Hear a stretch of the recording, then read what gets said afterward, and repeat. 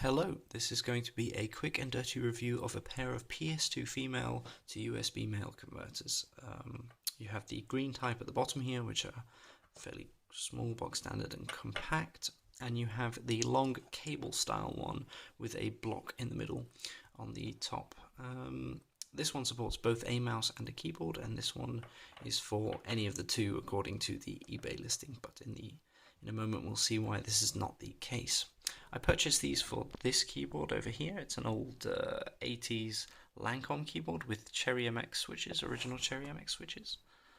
And I just wanted to give it a go. I wanted to see if the keyboard would work with any of these adapters.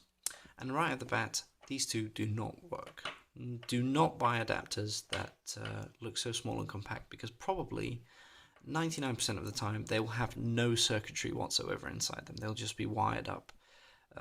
The pins in here will basically be wired up to the USB pins out on here, and the Chinese seller of these will probably expect that the device has some sort of active circuitry to convert the signal coming from the PS2 ports into a USB compatible signal, which is not the case for a 1980s old Cherry MX keyboard. So after failing with these, I ordered the top one, which has apparently some sort of active circuitry inside it. It probably has a microchip, an embedded circuit, and a few capacitors and resistors, some simple power circuitry to get the whole thing going, and it works. I tested it to see how many keys or how much key performance I could pull out of the keyboard just by using this adapter, and if there's any drop off compared to plugging the keyboard directly into a PS2 port on a PC.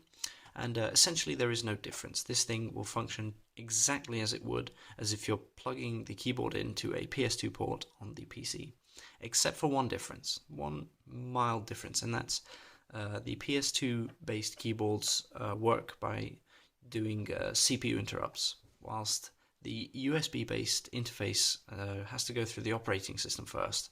So basically you cannot use it as a hardware interrupt anymore. It will become a software based interface. Whenever you plug the USB device in, this long cable, even if the keyboard itself is not plugged in, it will start installing driver software if you have not already installed it, and it will quickly just go over your computer, set everything up, and from then on everything should work perfectly. Build quality, not the best. Hard plastic. The cables are very stiff. The case itself feels very empty, hollow and flimsy, and it feels as if I could probably pry this open, but it's not too much important. The USB plug itself is very sturdy, feels like it won't give out in any situation.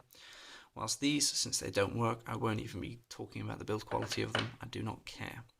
In essence, I'll be leaving the purchase links for both of them in the description. You can make your choice. Maybe you might want these for a specific reason, but I don't see why. And thank you very much for watching. Please stay tuned for more quick and dirty reviews.